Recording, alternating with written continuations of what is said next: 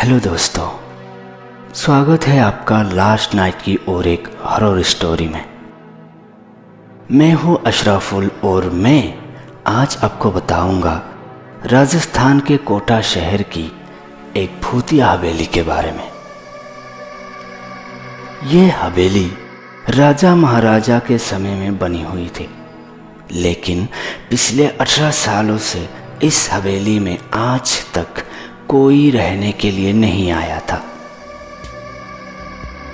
इच्छा होने पर भी इस हवेली में कोई भी नहीं रह पा रहा था, क्योंकि लोगों का कहना था कि इस हवेली में भूत प्रेत का साया है। जब अजीत सिंह नाम की एक नौजवान को इस हवेली के बारे में पता चला तो उसने ये तय कर लिया कि वो इस रहस्य को जान कर ही रहेगा। क्यों लोग इस हवेली में नहीं रह पा रहे थे? उसने मजबूत इच्छा शक्ति से हवेली में रहने की पूरी तैयारी कर ली। 2 दिन बाद जब उसने हवेली के अंदर जाने के लिए पैर आगे बढ़ाए तो दरवाजे पे किसी अनजान व्यक्ति ने उसे रोक लिया और नजदीक आके बोले, कौन हो आप और हवेली में क्यों जा रहे हो? इस हवेली में जो भी जाता है वो कभी वापस नहीं आता है, तुमको पता नहीं है? अजीत सिंह ने जवाब देने के बजाय उसने सामने सवाल किया।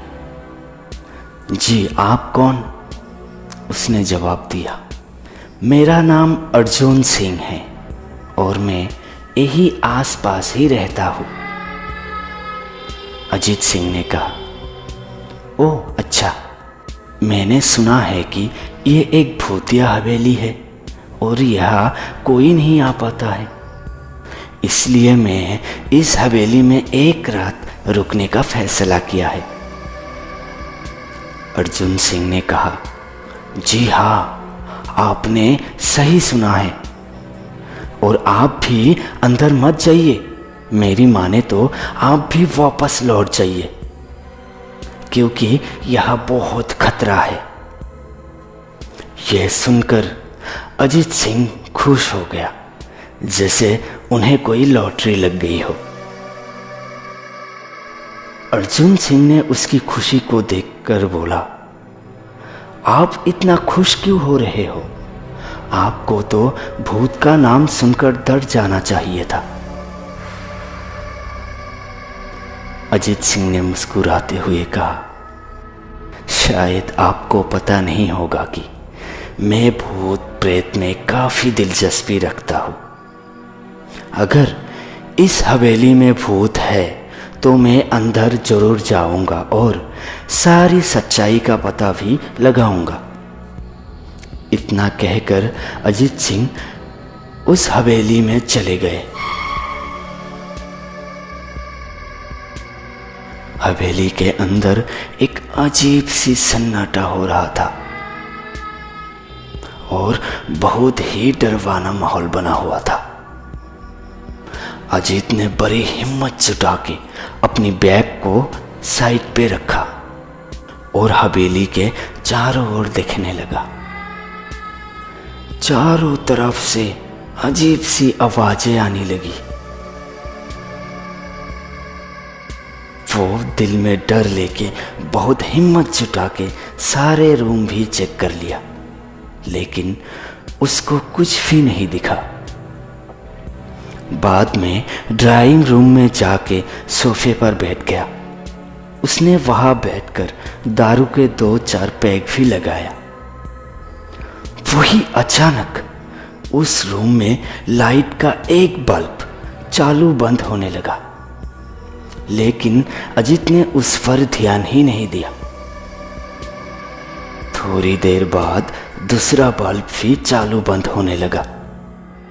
फिर तो हवेली की सारी लाइट चालू बंद होने लगी। यह सब देखकर अजीत अपनी जगह पर खड़ा हो गया।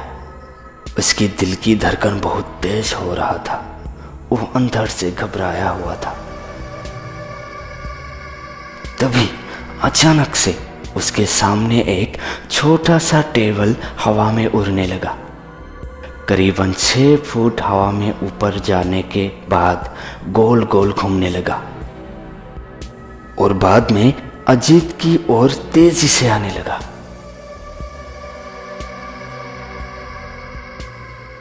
अजीत ने तुरंत ही अपनी जगह बदल दी और दूसरी ओर चले गया और वो टेबल वही जाके गिरा जहां अजीत खड़ा था। अजीत कुछ समझ पाता उतने में सोफे की शीट उसकी ओर आने लगी। वो जल्द खड़ा हो गया और छलांग लगा के दूसरी ओर कूद गया, जिसके कारण सोफा दीवार को टकराया और अजीत बच गया। अचानक से सब कुछ शांत हो गया, जैसे यहां कुछ हुआ ही नहीं था।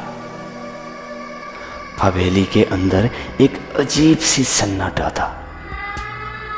अचानक से बिजली भी जोर जोर से कड़कने लगा। अजीत अंदर से बहुत ही घबराया हुआ था और तभी अजीत को बाहर की तरफ किसी ने खींच रहा था। अजीत ने चारों ओर सतर्कता से देखा और भरी आवाज में बोला, तुम जो भी हो मेरे सामने आके बात करो। वही एक बड़ी सी परछाई उसके सामने आई। अजीत ने उस परछाई को देखकर बोला, कौन हो तुम और क्यों मुझे मारना चाहते हो? तुम्हारी भूल के कारण तुम मरोगे। मेरी भूल? मैंने कौन सी भूल की है जिसके कारण मुझे मरना होगा? इस हवेली में आने की भूल की है तुमने।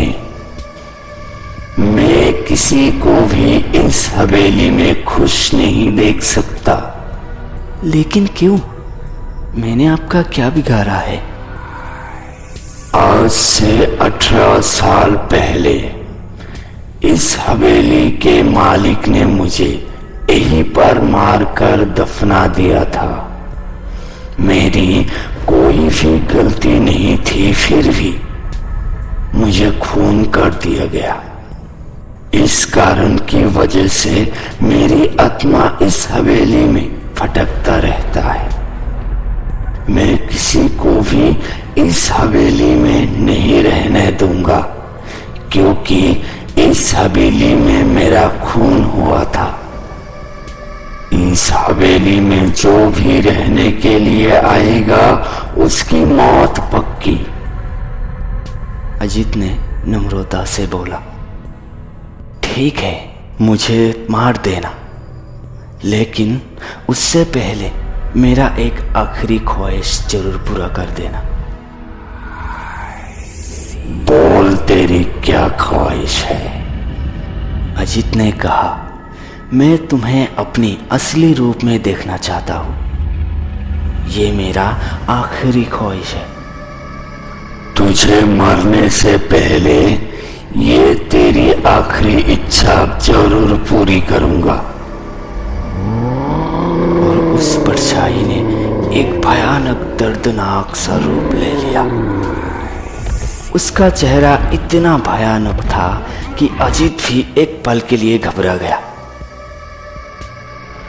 और दूसरे पल में ही उसने अपने आप पर काबू पा लिया। बाद में अजीत ने अपनी जेब से सफेद पाउडर निकाला और उस भूत के ऊपर फेंक दिया। भूत के ऊपर पाउडर पड़ते ही वो जलने लगा। बड़ी बड़ी जलावाएं उठने लगी। वो बहुत जोर जोर से चिल्लाने लगा और बाद में पूरी तरह से जल गया। उसके बाद अजीत ने चैन से सांस लिया और वहीं पर सो गया। दूसरे दिन सुबह जब अजीत को सही सलामत हवेली से बाहर आते देख अर्जुन को आश्चर्य होता है, क्योंकि इससे पहले जो भी हवेली के अंदर गए हैं एक भी बाहर लौट कर नहीं आए हैं। अर्जुन ने अजित से पूछा, तुम कैसे जिंदा हो? जब अजित ने अर्जुन को काल रात को घटी घटना को पूरी तरह से बताया और बोला, अब ये हवेली भूतिया हवेली नहीं है। अब से जो चाहे इस हवेली में रह सकता है।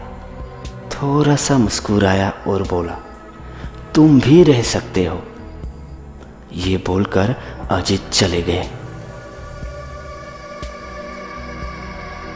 दोस्तों, आपको ये कहानी राजस्थान के कोटा शहर की भूतिया हवेली कैसे लगी हमें नीचे कमेंट करके ज़रूर बताएं।